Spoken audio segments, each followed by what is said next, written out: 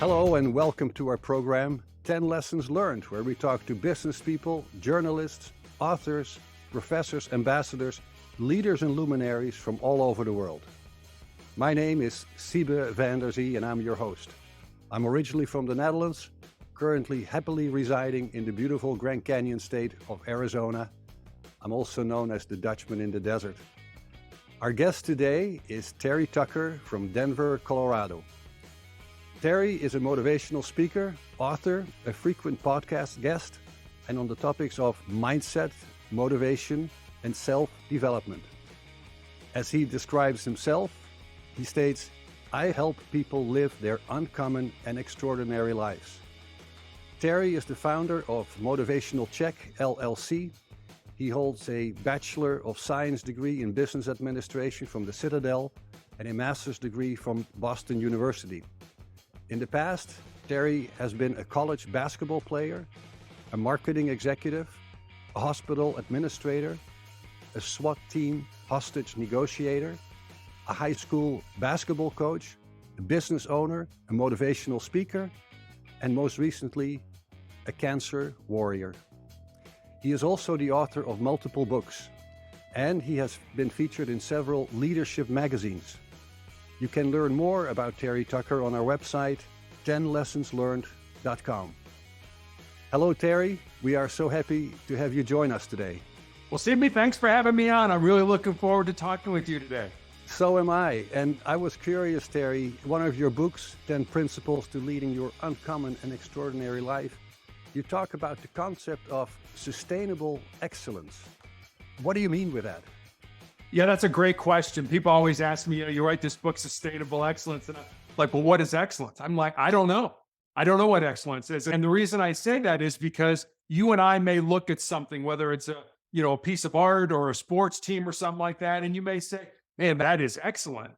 And I may look at it and say, oh, that's good, but I don't think it's excellent. So I think excellence, like beauty, sort of in the eye of the beholder. And then the sustainable part of it is, we work really hard to get to the top of the mountain, but so many people, once they get there, they kind of kick back, put their feet up on the desk, pour themselves a drink and say, I've arrived.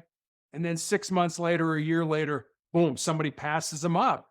And why do they do that? Because they didn't innovate. They didn't continue to grow. They didn't find a different way to deliver their products. So sustainable has to do with not just resting on your laurels, but actually getting out there and continuing to innovate and find different ways to deliver your product. Fascinating. In your coaching and also your speaking engagement, how would you describe, let's say, your audience? Who are you focused on? And it could be a variety, of course.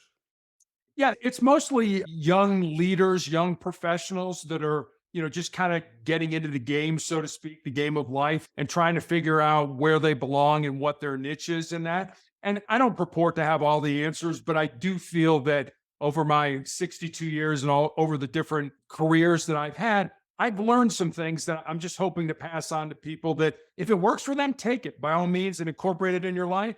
If not, then maybe it'll generate a spark in you where you can develop something that does work for you. Interesting. You mentioned you have learned some things, and I know you have, but perhaps are there any lessons that in your life you have learned that you would, let's say, like to teach yourself if you look at yourself as a 30-year-old? Any lessons that you would like to teach at that moment? Absolutely. And I think the biggest one, and I've been really thinking about this lately, is we seem to be born empty. And our purpose, when we get out of high school or college or graduate school or the military, whatever we end up doing, when we get into life, we feel we've got to fill ourselves up. We've got to get a great job. We got to get money. We got to get a great car and all that. And I'm starting to think that it's just the opposite of that. What if instead of thinking we were born empty and we need to fill ourselves up, we look at ourselves as we're born full and our job is to empty ourselves out for the betterment of society, for ourselves, for our family, for our company, for the people that we engage with. And I think if I would have looked at life a little bit differently, if I would have flipped that sort of on its head, I don't know, maybe I would have been a little more successful and maybe sooner I would have figured out what's really important in life. And it's not money, power, prestige. None of that goes with you at the end. It's really the love that you have in your heart that goes with you when we pass on to the next life. Yeah.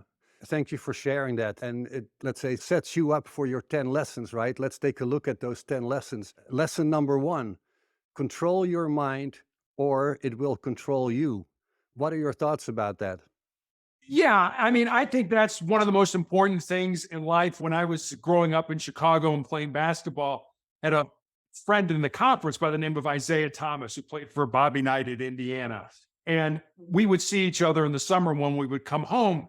And I always asked him what Knight was like. He said, Knight's got this great saying that says, mental is to physical as four is to one.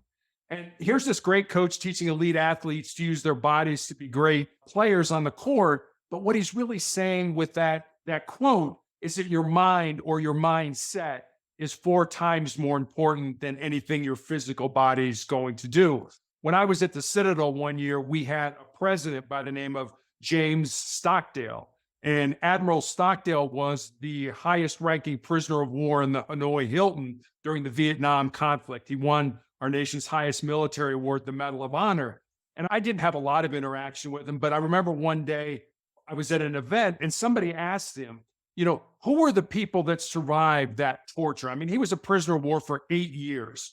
And he said, it's interesting. The people you would think that would survive didn't. The big, tall, strong people that thought they could handle any amount of torture, they didn't survive. He said, even the optimists didn't survive. The people who thought they would be rescued or let go by Thanksgiving or Christmas or Easter, he said those people didn't make it because they weren't let go and they died of a broken heart.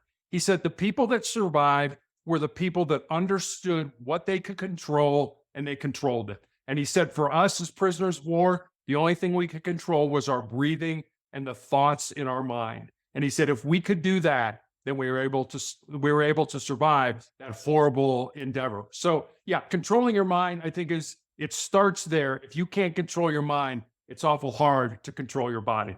All right, now, lesson number two: embrace the pain and difficulty we all experience in life and use it to make you more resilient. Easier said than done, perhaps. Very much so. Very much so. Our brains are hardwired to avoid pain and discomfort and to seek pleasure. So to the brain, the status quo, the way things are right now, is comfortable and familiar and should just be left alone. The problem with that is the only way we're going to grow, the only way we're going to improve, the only way we're going to get better is if we step outside those comfort zones and we do things that make us uncomfortable. We're all going to experience pain in our lives. Pain is inevitable. Suffering, on the other hand, suffering's optional. Suffering's what you do with that pain. Do you take it and use it to make you a stronger and more resilient individual? Or do you wallow in it and feel sorry for yourself and want other people to feel sorry for you? I do this every day, so I will recommend it to you and your listeners as well.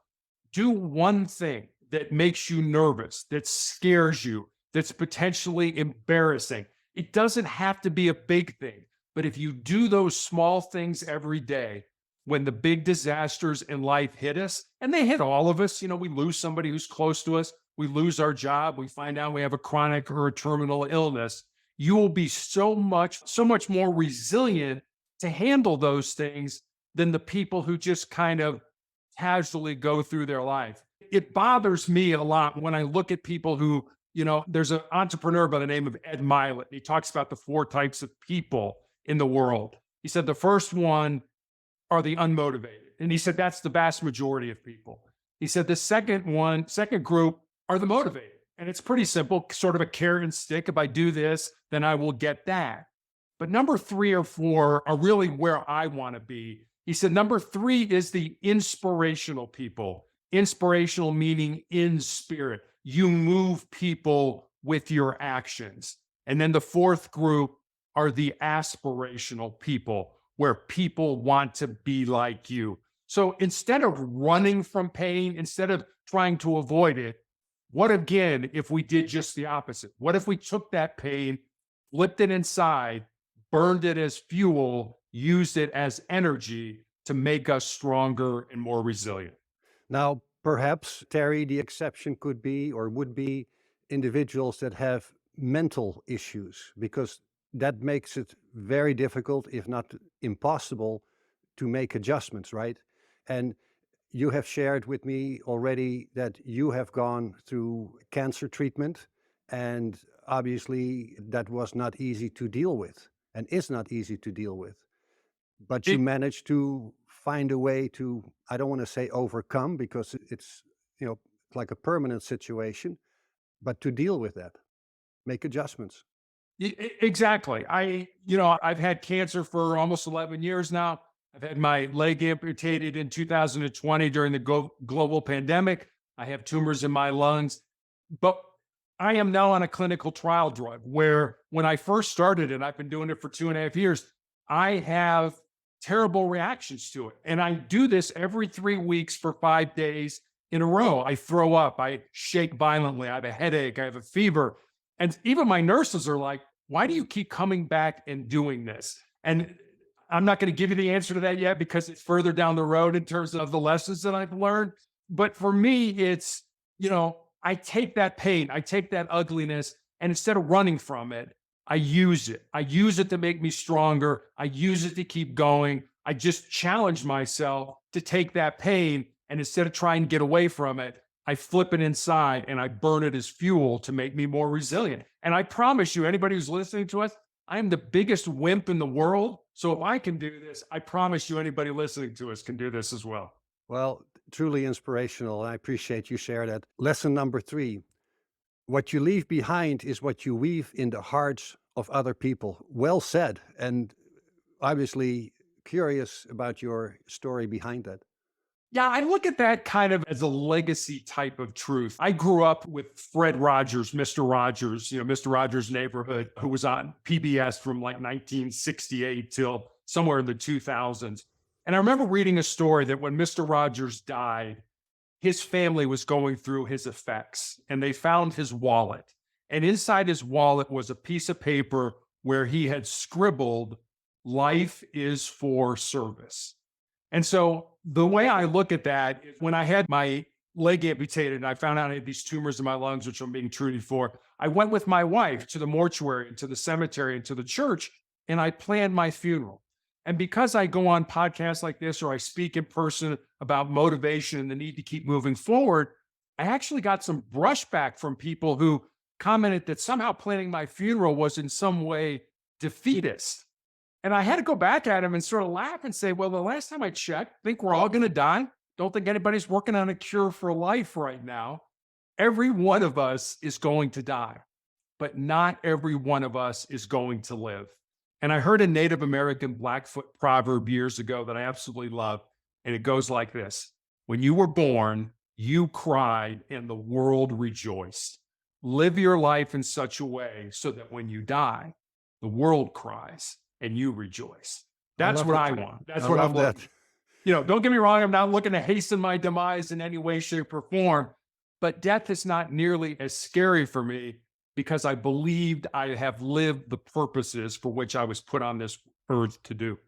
There is perhaps also an element where when people make judgments, and I think people are very quick to make judgments, so there is a first impression when they observe or hear something, and then perhaps when they absorb it, there is an overall impression that could well be different from that first impression.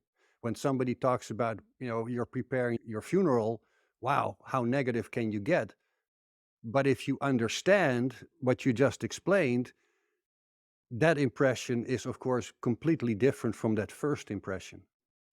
It is. And I think anybody who's been exposed to have someone close to them die and had to, plan a funeral and do all that, that happened to me and my mother when my father passed away. You're exhausted mentally, physically, emotionally, and now you've got to go, chase the florist down and go to the church and do all these things. So by doing that, I felt it was a gift to my family because we're all going to die. I mean, that's the great thing about death. We all get it once, but when that happens, all my family has to do is make one phone call and it's all taken care of. And they can be together, they can grieve, they can support each other. And that's what I want. I think that's what's important.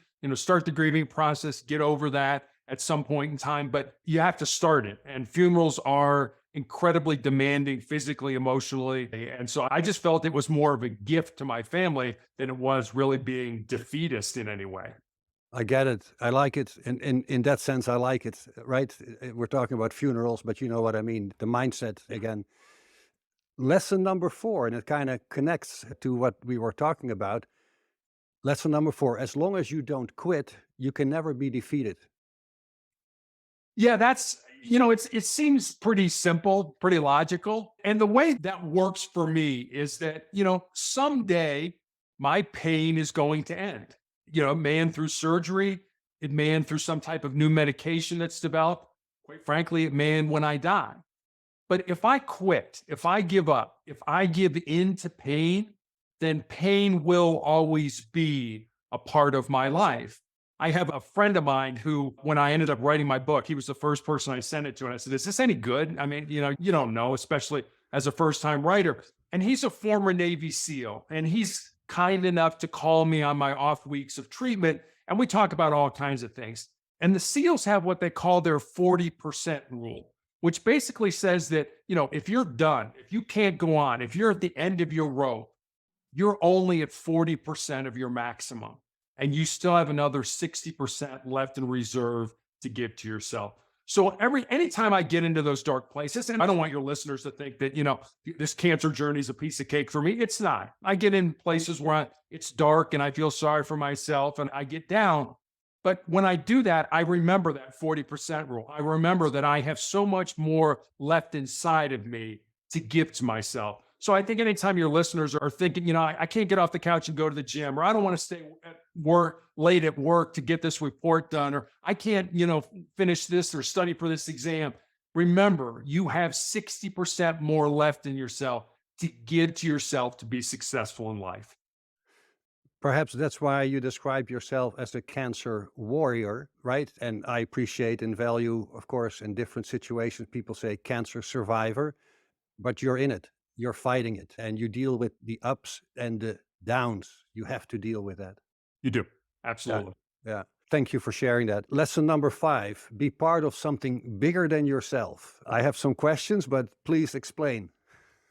Sure. So when I was one of the things, I guess I'll say it this way, one of the things I'd learned from being part of a team, and I started playing basketball when I was 9 years old and played all the way up till I graduated from college when I was 21. And one of the big things I think you learn as part of being part of a team. And for me, it was sports. I think whatever team you're on, your family team, your business team, whatever you're doing, we're all in this kind of together.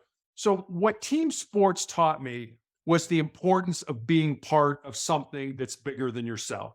You realize that on a team, if you don't do your job, not only do you let yourself down, but you let your teammates down, your coaches down, your fans down, etc.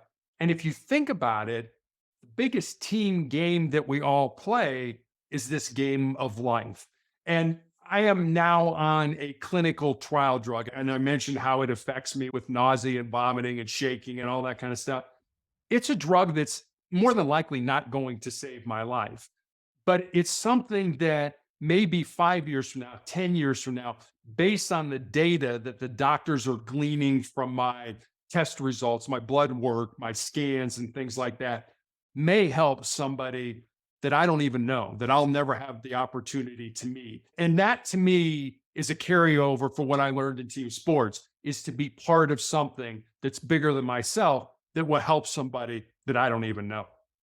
Yeah, that's where my thoughts were going when I looked at the lesson, be part of something bigger than yourself. You're dealing with a lot of challenges yourself, right? But you're also indicating that you get some level of, can I say, satisfaction from helping others and guiding others. And I think that's something that we can see in life. I think that that's a wisdom that many people experience.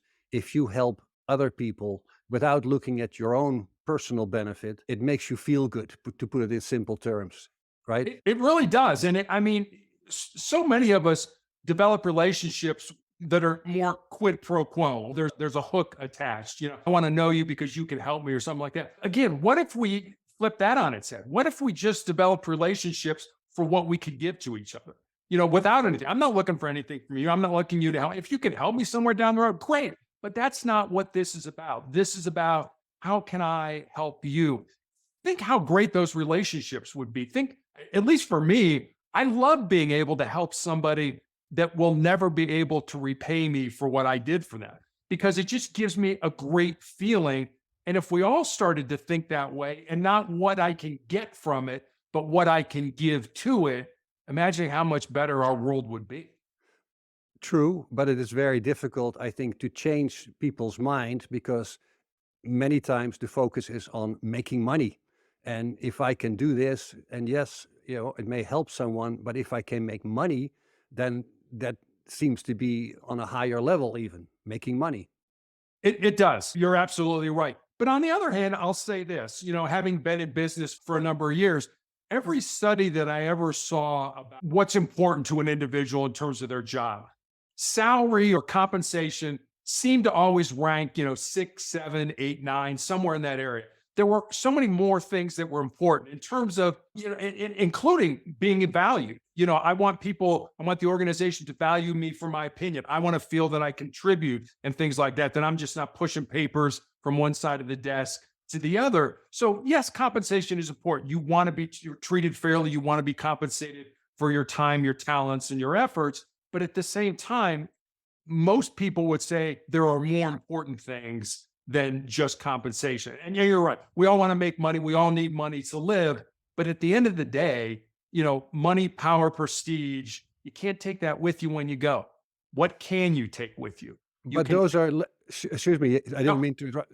Those are lessons that you learn, right? If you do things for others without having a direct personal benefit, it makes you feel good. And that's a lesson you say, hey, I'll do this again. I'm going to help this other person. Even if there's no monetary gains in it for me, it takes time, it takes effort, but the satisfaction comes from I was able to help someone. And I think that's a lesson many people learn over time, but very relevant. Yeah. You're absolutely right. And I just finished reading a book by Adam Grant called Give and Take. And it's about givers and takers and Yeah. matchers. And you think that the people who are successful in life are going to be the people that take. I'm going to get all this stuff and I'm going to take it.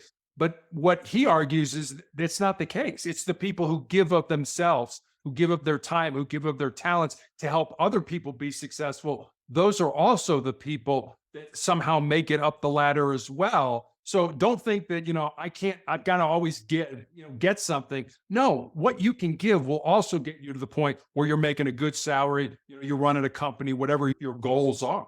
Absolutely. We're talking today to Terry Tucker, a sought after speaker and author who motivates, inspires, and helps others to lead their extraordinary lives, sharing his 10 lessons learned. I want to thank our affiliate partner, Audible. Audible is an amazing way to experience our program 10 Lessons Learned, but also books and other podcasts, allowing you to build a library of knowledge all in one place.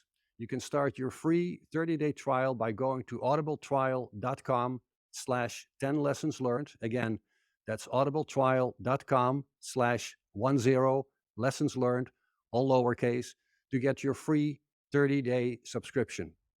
Well, let's move on. Lesson number 6. Most people think with their fears and insecurities instead of using their minds. I'm going to ask you in a moment, how do you train your brain muscle in that situation? But first of all, your thoughts on that lesson. Yeah. And I think it's an incredibly important lesson to learn. I devoted an entire chapter in my book to just that, thinking with your fears and insecurities. And I know I've done that. I know I've thought, I should do this. Oh, wait a minute. What will people think of me? Or maybe I don't have enough knowledge or I don't have enough experience. So I'm not going to do that. And I always tell, especially when I talk to young people, I always tell them if there's something in your heart, something in your soul that you believe you're supposed to do, but it scares you, go ahead and do it. Because at the end of your life, the things that you're going to regret are not going to be the things you did. They're going to be the things you didn't do. And by that time, it's going to be too late to go back and do them. And I'll give you a story. I grew up in a family with all boys. I went to an all-male, all-boy Catholic high school in Chicago. And when I went to the Citadel, it was all-male as well. So here I am, 20, 30 years later, coaching girls' high school basketball. And I remember we were in the middle of the game And I pointed to one of the girls on the bench to go in for one of the players that was on the court. And she shook her head yes. And I turned around and started to watch the game as the coach. And I kind of out of the corner of my eye looked at the scores table and there was nobody there. And so I turned around to the girl and I'm like, get in the game. And she gives me the, yeah. And same thing, turned around, start to watch the game. And again, out of the corner of my eye, nobody's at the game. So I looked at her and I'm like, get in the game. And now she's shaking me off like a big league pitcher, who's like, I don't like that side. No, I don't want to go in the game. Like, what do you mean you don't want to go in the game? So I bring her to me where I am on the court and we have basically a counseling session. I'm like, look, we need you in the game. And all of a sudden the tears start down the side of the cheeks. And I'm like, what's wrong? Why don't you want to go play? She said, because I'm afraid if I make a mistake that my friends in the stands are going, to make fun of me. I said, what about your responsibility to the teammates that you have here on this bench? You come to practice every day. You work hard to make yourself and your teammates better. You owe them the responsibility to go in that game now. I know you're going to make mistakes. That's okay.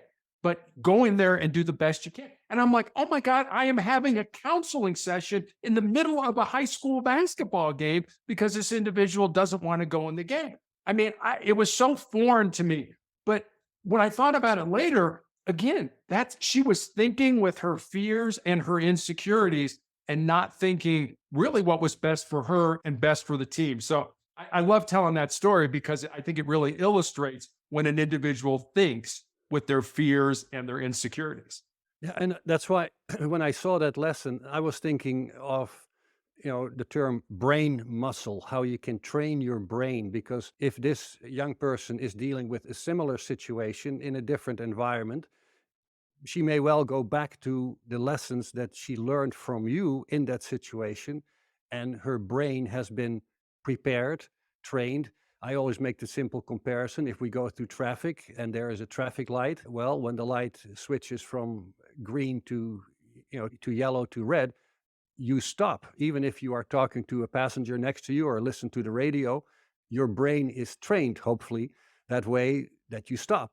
And of course, in other business situations or sports related, you can train your brain. If I deal with adversity, I have to shift gears. This is what I have to do. Is that something that you apply as well, brain muscle and things like that? I do. And I think it goes back to what we were talking about earlier.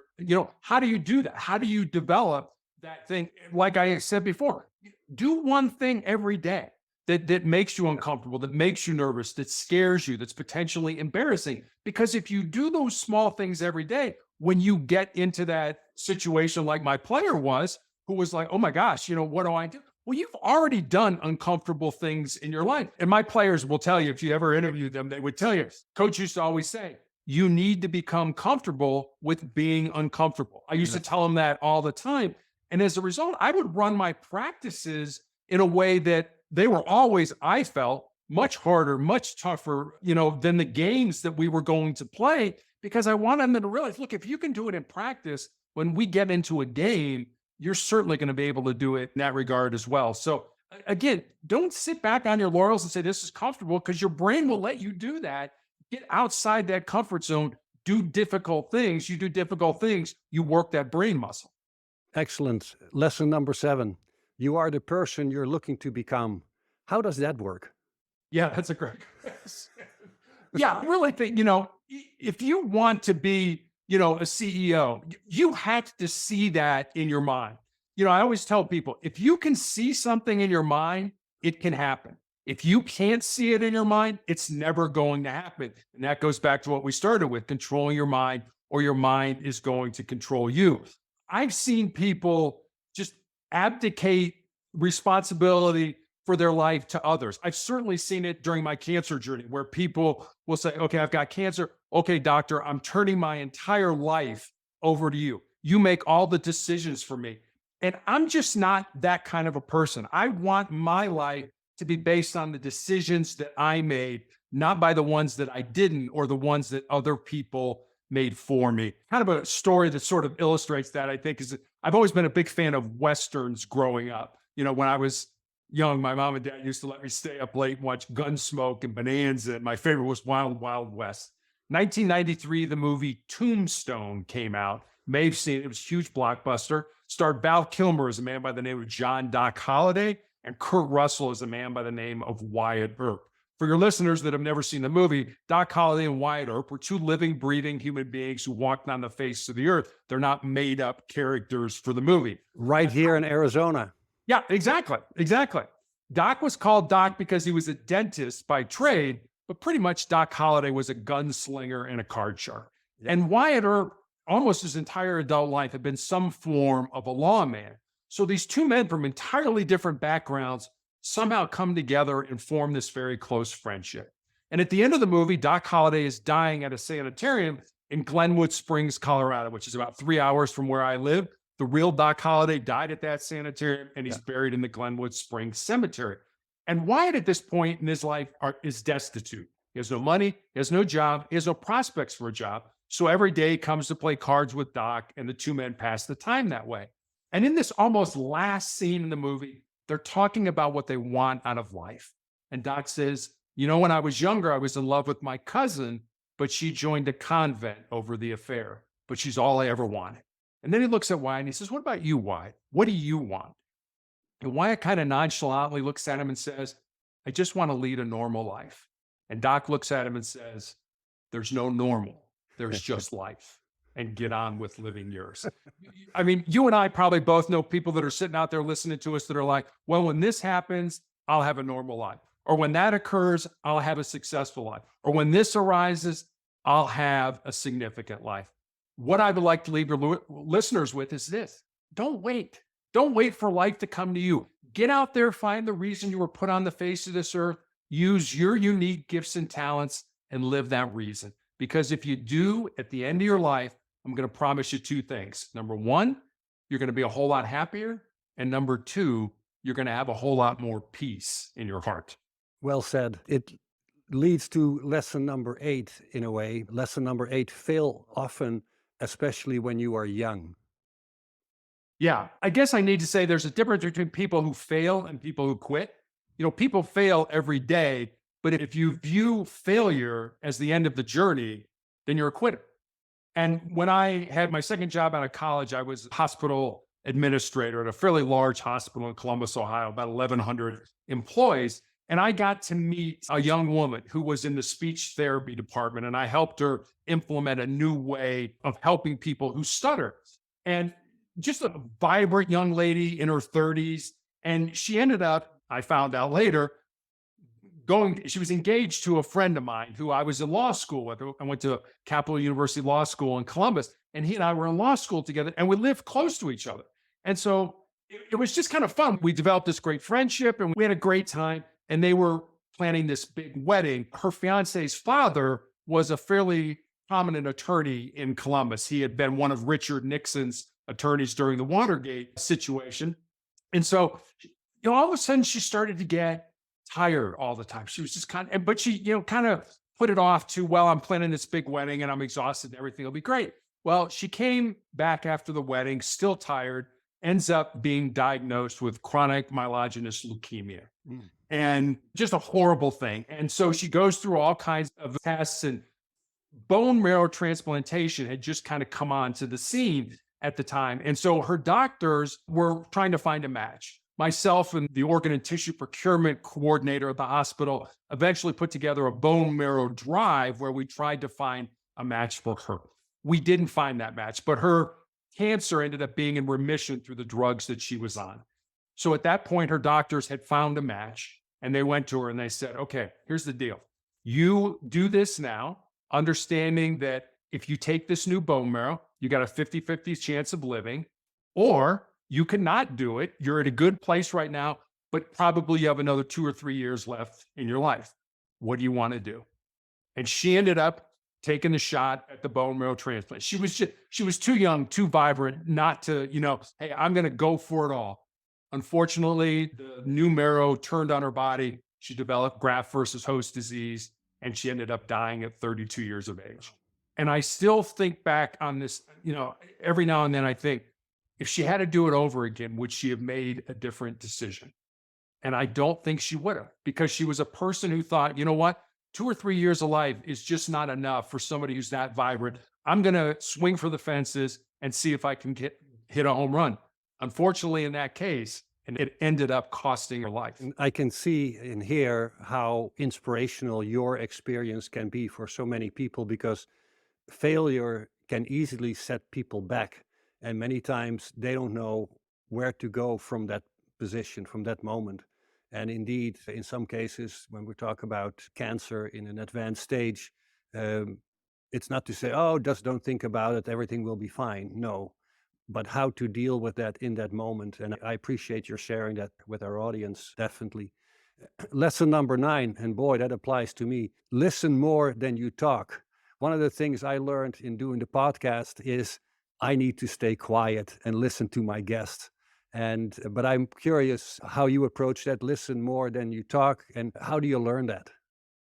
Yeah, that's something that I felt I learned when I was a hostage negotiator. If you think about being in law enforcement, 99.9% of what you do is face to face with another person, whether you pull them over to give them a ticket for speeding or you're answering a radio run for a fight, it's face to face with people. And you can take visual clues from that. If you're talking to them and they're kind of, looking around like, well, maybe they're going to run, or maybe they're looking to run, or if they're balling up their fists, maybe they want to fight you. And you can see those things and you can do what's appropriate. You can sit them down, you can handcuff them, you can put them in your car, whatever's appropriate for why you're there.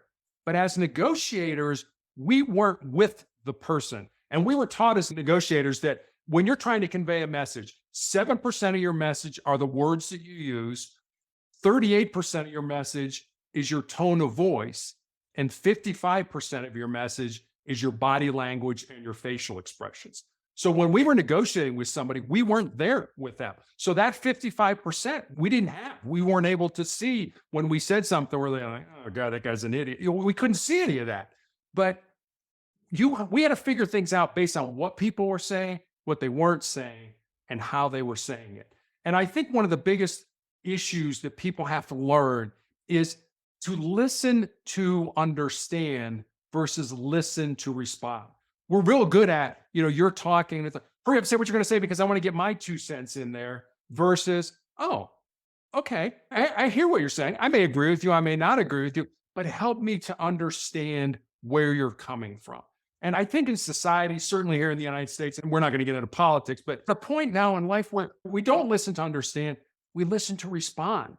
And somehow if you don't agree with me, that makes you a bad person. No, it just makes you different and it makes you interesting. And it's something that we should appreciate, not something that we should kind of wall ourselves off from. So listening is an incredibly important thing. And think back to the story of Elijah in the book of Kings, where, God talks to him about, go up on the mountain and I'm going to talk to you. And, there's a huge wind, almost a tornado. There's an earthquake, there's fire, but God's not in the wind. God's not in the earthquake. God's not in the fire. God's in the little voice that if we quiet ourselves, if we listen, we can hear it. But if we're screaming at each other, number one, I can't hear what you're saying and you can't hear what I'm saying.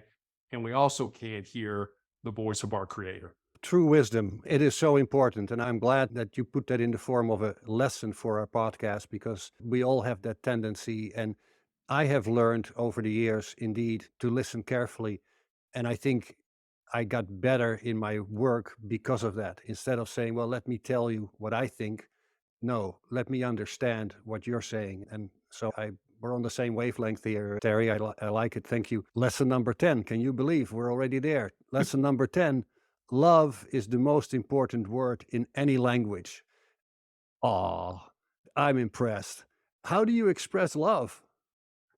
Yeah, and I guess let me back up. I'm not talking about romantic love. Oh, okay. I know you know that. But I remember when I was growing up, I was a big fan of Coach John Wooden, who coached at UCLA for a number of years. And I mean, I flung out every word. I read his biography and all that. And I remember I was, 13, 14 years old.